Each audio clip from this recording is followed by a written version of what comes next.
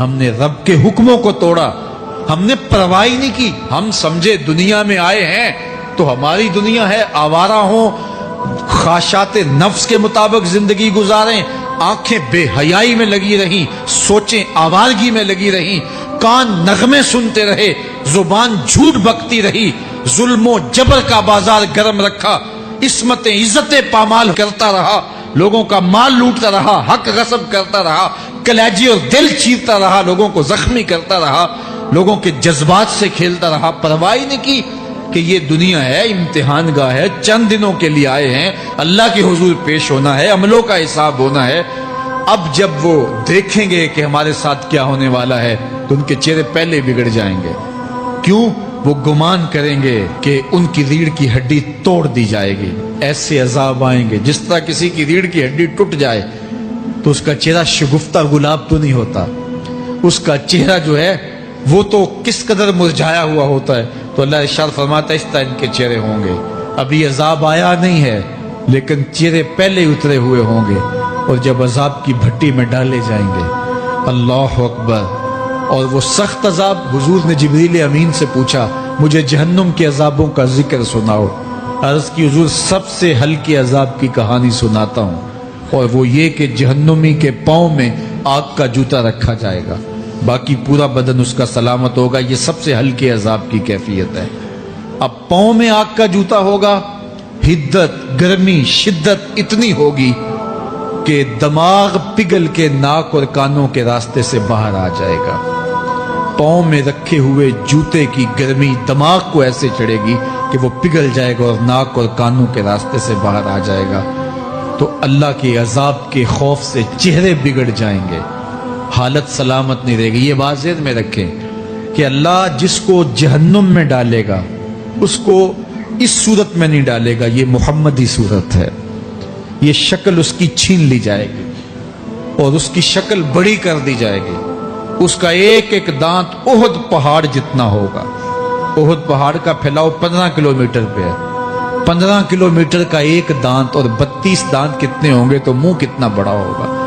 اس کو اتنا بڑا اس لیے کیا جائے گا تاکہ وہ عذاب کی تکلیف زیادہ سہے۔ 70 گز موٹی کھال ہوگی، اور کھال جل جائے گی تو اللہ قرآن میں فرماتا ہے ہم نئی کھال دے دیں گے تاکہ عذاب کی تکلیف اس کو گوارا کرنی پڑے۔ پھر چیخے گا، چلائے گا، ہائے مجھے پانی دو، پانی دو، پیاس کی شدت ہے۔ 70 سال تک تو اس کی کوئی آواز ہی نہیں سنے گا۔ 70 سال کے بعد داروغہ جہنم چیخ کر کہے گا کیا مانگتا ہے؟ وہ بولے گا مجھے پانی چاہیے۔ کہا جائے گا تو بے بھی ملتا ہے پانی۔ پھر داروغہ جہنم اسے پانی دے گا، کوکا کولا کی بوتل دے گا یا پیپسی تھما دے گا یا منرل واٹر کی بوتل دے گا؟ نہیں، قرآن بتاتا ہے اسے مائے حمیم دیا جائے گا، کھولتا ہوا پانی، اور وہ اتنا گرم ہوگا جب پینے کے لیے چہرے کے قریب کرے گا اس سے اٹھتی ہوئی بھاپ کی وجہ سے چہرے کی کھال ادھڑ کے اس کے اندر گر پڑے گی، لیکن اس کے باوجود اس کو پینا پڑے گا۔ اللہ فرماتا ہے یہ دنیا ہی سب کچھ نہیں ہے، سمجھ لیا یہی سب کچھ ہے، آخرت کو بھول گئے، صبح اٹھے کام پہ چلے گئے، شام آئے آوارگی میں چلے گئے، صدائیں آتی رہیں حی علی الصلاۃ حی علی الفلاح، کوئی پرواہ نہیں کی، نہ پیشانیوں نے سجدے کیے، نہ سوچوں میں پاکیزگی آئی، زندگی یوں گزار کے چلے گئے۔ ایسے نہیں، کہا ایک وہ ہوں گے جن کے چہرے شگفتہ گلاب ہوں گے، ایک وہ ہوں گے جن کے چہرے بگڑے ہوئے ہوں گے۔ اللہ اکبر، کلا اذا بلغت التراقی، یہ تو قیامت کا منظر ہے نا، قیامت سے قبل بھی ایک منظر ہے، اللہ اس منظر کو بھی بیان کر رہا ہے، کلا اذا بلغت التراقی، ہاں جب جان گلے کو پہنچ جائے گی۔ اے انسان تیرے اوپر وہ گھڑی بھی آنے والی ہے، وہ وقت بھی آنے والا ہے جب سانس اس ہنسلی میں اٹک جائے گا، جب سینے سے بھی سانس اوپر چلی گئی، اب ڈاکٹر بھی لا علاج قرار دے رہے ہیں کہ اب علاج نہیں رہا ہے، جان بس اب نکلنا چاہ رہی ہے، اور کہا جائے گا کوئی جھاڑ پھونک والا بلاؤ۔ اب ڈاکٹروں نے تو جواب دے دیا، اب سانس اٹک گئی گلے میں، چند لمحوں کی مہمان ہے۔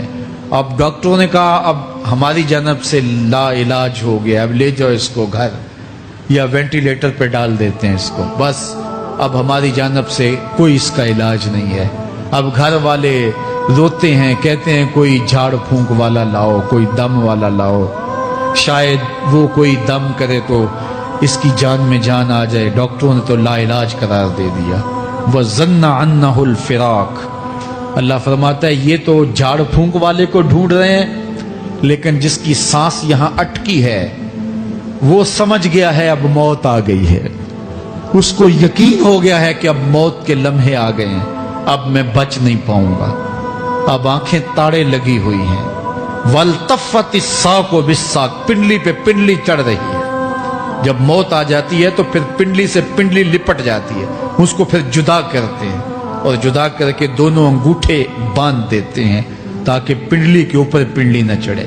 اللہ وہ منظر بیان کرتا ہے, صاحب یہ وقت آنے والا ہے جب دونوں انگوٹھے باندھ دیے جائیں گے, جب ناک میں روئی ٹھونس دی جائے گی, جب چٹے لباس میں کفن دیا جائے گا, جب غسال کے سامنے بے بس پڑے ہوں گے, وہ چاہے یہ بازو اٹھائے چاہے یہ بازو اٹھائے, گرم پانی ڈالے یا سرد پانی ڈالے, جب بس پڑے ہوئے ہوں گے جو ہے وہ غسل دینے والوں کے, اور ناک میں روئی ہوگی اور دونوں انگوٹھے آپس میں بندھے ہوں گے. یہ محل, یہ ماڑی, یہ کوٹھیاں, یہ بنگلے جس کو سویر شام لگ کے حلال حرام کی تمیز کیے بغیر بنایا تھا, غوث اعظم رضی اللہ تعالیٰ عنہ بولے مکان بنا رہا ہے, بسیں گے اور حساب تو جا کے دے گا.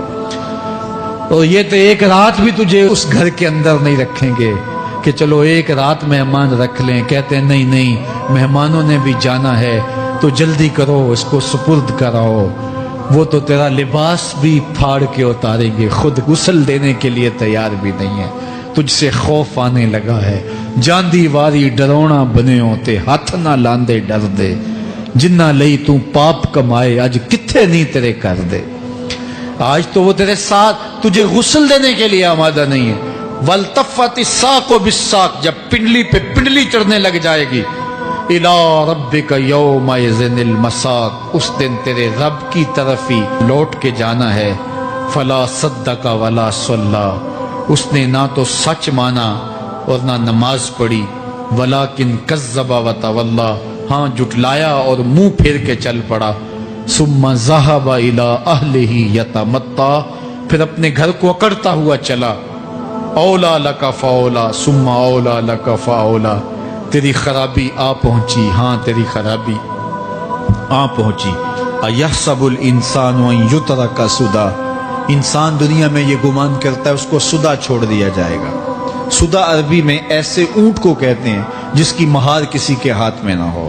شترے بے مہار, جہاں مرضی جس گھاٹ سے چاہے پانی پیے, جہاں سے مرضی چارہ لے, تو شترے بے مہار کو کہتے ہیں سدا. تو یہ انسان بھی گمان کرتا ہے کہ میں بھی سدا ہوں, مجھے کوئی کیوں پوچھے, میرے جذبات پہ کوئی کیوں قدغن لگائے, مجھے کیوں روکے کوئی. بالخصوص جوانی کے ایام کے اندر جوان کو بڑا ہوتا ہے کہ کوئی مجھے کیوں, وہ تو ماں باپ کے کہنے میں بھی نہیں آنا چاہتا. وہ کہتا ہے کیوں مجھے روکتے ہیں, میری جوانی ہے, میرے جذبات ہیں, مجھے آزادی سے جینے دو, کیوں میرے راستے میں رکاوٹ بنتے ہو, میں سدا ہوں. اللہ فرماتا ہے نہیں, ایک اونٹ تو سدا ہو سکتا ہے جس کو میں نے اشرف المخلوقات بنایا ہے, اس کو تو سدا نہیں چھوڑوں گا, اس کو تو پابند بناؤں گا حکام کا. اب وہ کہتا ہے کہ نہیں نہیں, یہ کیسے دوبارہ اٹھائے جائیں گے. اب دوبارہ وہی بات پھر آ گئی. الم یک نطفۃ من منی یمنا. اللہ فرماتا ہے ایک بوند تھی نا, پانی کا ایک قطرہ تھا جو رحم مادر میں رکھا گیا. ثم کان علقہ, پھر وہ پانی کا قطرہ لوتھڑا بنا. فخلق فسوی, پھر اللہ نے اسے پیدا فرمایا اور پھر ٹھیک ہموار کیا. فجعل منہ الزوجین الذکر والانثی, پھر اس سے وہ جوڑ بنائے, کوئی مرد بنایا کوئی عورت بنائی. کہا اب غور کر, اب تیری آنکھیں دیکھتی ہیں, بجلیاں چمکتی ہیں, تیری زبان کا طوطی بولتا ہے, لوگ اشش کرتے ہیں تیری گفتگو پہ, تیری گفتار پہ صدقے جاتے ہیں, تیرے لہجے کے جمال کو دیکھتے ہیں, تیرے سینے کا زور, تیرے پنجوں کی طاقت, تیری دماغ کی تیزیاں اور تیری سوچوں کے اجالے, تیری زوردار ٹانگیں, تیرے کڑیل بازو اور تیری چوڑی چھاتی اور تیرے گلاب کی پتیوں جیسے ہونٹ، اے انسان یہ سب کچھ کہاں تراشا گیا؟ ماں کے رحم میں، اس تاریکی میں جو 3 پردوں میں تھی۔ تیرا سر تیرے گھٹنوں میں تھا، اور تیرے رب نے وہاں تیرے اندر نسوانیت یا رجولیت کی صلاحیتیں پیدا کی، تیری آنکھوں میں چمک پیدا کی، تیرے کانوں میں نغمے بکھیرے، تیری زبان کے پٹھوں پہ قوت ذائقہ رکھی، تجھے بولنے کی صلاحیت دی، تیرے پنجوں میں زور رکھا۔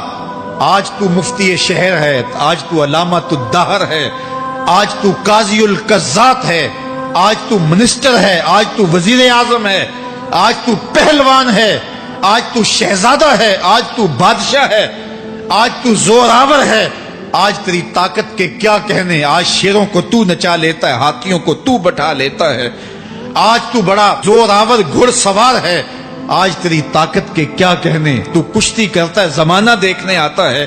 آج تیری طاقت کے شوہرے ہیں، تیری عظمت کے تنتنے ہیں، لیکن انسان تو ایک ناپاک قطرہ تھا اور رحم مادر میں تھا۔ تیرے اندر یہ رنگ کس نے بھرے؟ تیرے کانوں میں نغمے کس نے رکھے؟ تجھے دماغ کی قوتیں کس نے دی؟ زبان کو بولنا کس نے سکھایا؟ آنکھوں میں توانائیاں کس نے رکھی؟ تیری زبان کا طوطی بولتا ہے، یہ سلیقے کس نے دیے؟ پھر اللہ فرمایا، کتنا زوردار بیان ہے، الیس ذالک بقادر علی ان یحیی الموتى۔ جو ماں کے پیٹ میں ایک نطفے کو ایک خوبصورت انسان بنا سکتا ہے، ہڈیوں کو جوڑ کے دوبارہ انسان نہیں بنا سکتا؟ کیا وہ دوبارہ تجھے کھڑا نہیں کر سکتا اپنے سامنے پیش ہونے کے لیے، جس کے حکموں کو تو نے توڑا ہے، جس کے فرامین کا تو نے مذاق اڑایا ہے؟ کیا وہ اتنا ہی بے بس ہے کہ اپنے حضور تجھے جو ہے وہ کھڑا ہی نہیں کر سکتا ہے؟ جس رب نے تجھے ماں کے شکم میں شکل دی، حضرت شیخ فرید الدین عطار بولتے ہیں، سانے کستی سلاتی می شود، ایسا کاریگر ہے مٹی سے بادشاہ بنا ڈالتا ہے۔ اس نے مٹی سے دارا و سکندر بنائے، اس نے مٹی سے جو ہے وہ رستم و سہراب بنائے، اس نے مٹی سے کیا کیا بنا دیا جو مٹی سے بادشاہ بنا سکتا ہے، جو نطفہ رحم مادر سے جو ہے وہ شکل اور صورت اور رنگ اور جمال بنا دیتا ہے۔